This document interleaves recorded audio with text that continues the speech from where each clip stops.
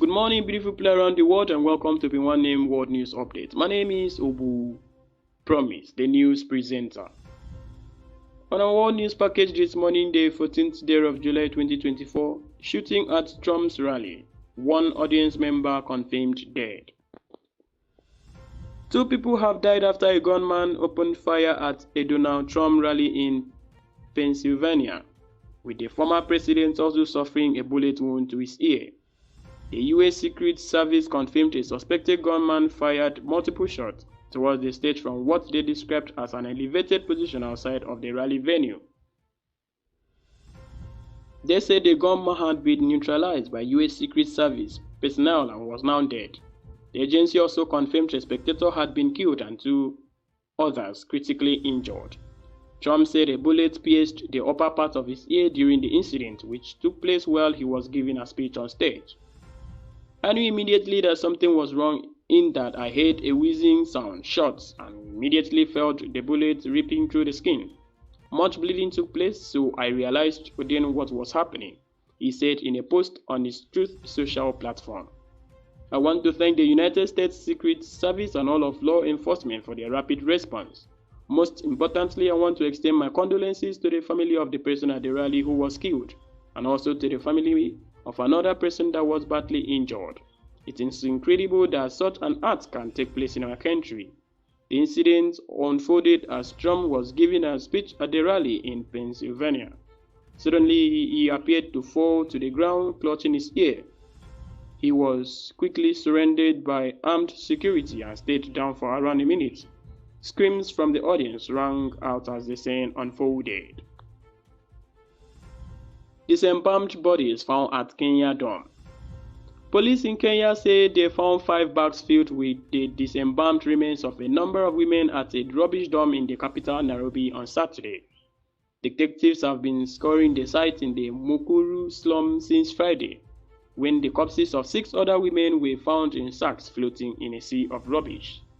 Officers say the bags recovered on Saturday included several legs and 2 torsos, speculating that the death could be related to the activities of cultists or serial killers.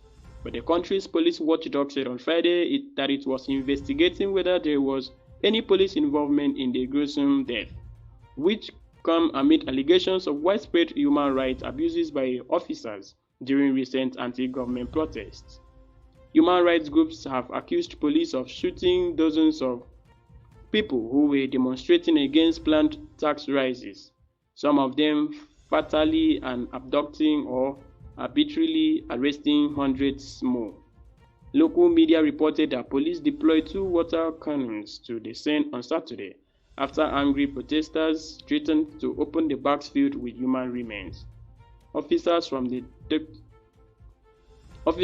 Directorate of Criminal Investigations (DCI) urged people to keep calm and grant them space to investigate the discoveries, accusing protesters of impeding their investigation.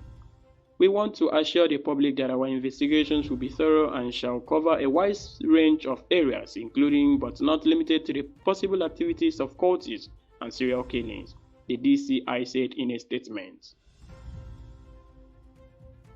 Still on our world news update this morning, we are the church. Kenya tax protesters take on Christian leaders. In Kenya, the youth protests against planned tax increases have served as a wake-up call for the church. They have shaken up a powerful institution in a country where more than 80% of the population, including the president, are Christian. The young demonstrators accused the church of siding with the government and took action against politicians using the pulpit as a political platform. On a recent Sunday afternoon, Catholic leaders responded to the challenge. They organized a special mass for the youth from churches in and around Nairobi to honor those who would be killed by police in an anti-tax protest. Hundreds of young people crowded into the Holy Family Basilica to pray for the dead. Just weeks earlier, Sunday Mass had been interrupted by chants from the altar of the Basilica. It was an unprecedented protest from young people, the digitally savvy generation known as Generation Z or Gen Z. They felt the church wasn't backing their campaign against tough tax hikes. Now Bishop Simon Carmel tried to convince them they had been heard. I know as young people sometimes you feel disappointed even in the church, he said. We would like to renew our commitment in serving you. We can be mistaken. May the Lord forgive us as a church, where even before God we have disappointed you. He also admonished them to be patient in pursuit of their dreams, to be guided by the church, and to repent of any sins committed during the protests.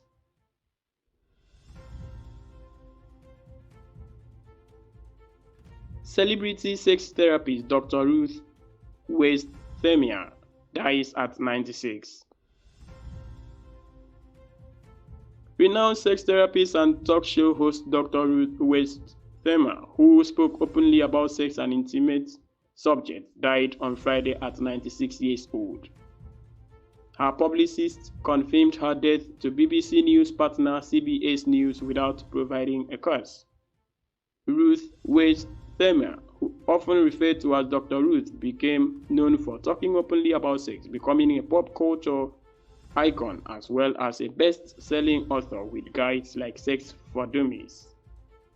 She pushed for having open conversations about sex with a non-judgmental approach. Dr. Ruth, who spoke with a German accent, is a Holocaust survivor who was born in Frankfurt, Germany.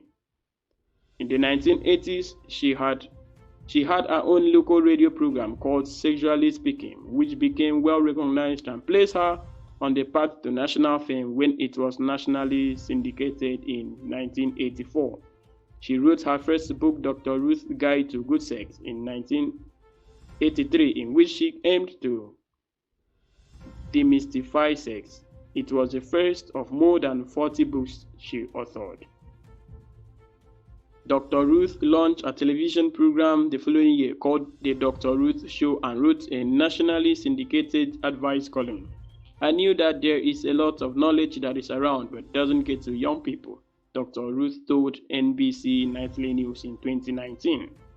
Dr. Ruth frequently made appearances on talk shows including the Howard Stern Radio Show, the Dr. Oz Show, Nightline, The Tonight Show, and Late Night with David Letterman. Late November, New York Governor Kathy Hochul announced Dr. Ruth would become the state's honorary ambassador to loneliness. I am deeply honored and promised the governor that I will work day and night to help New Yorkers feel less lonely, Dr. Ruth said at that time. And with this, we've come to the end of our world news update this morning. A massive thanks for listening to Obinwannem News Hour. Please do ensure to follow Obinwannem Media platform to be updated anytime we come live. Please do have a lovely day. My name is still Obo Promise, Obinwannem News presenter from Akwa Ibom State. Bye-bye.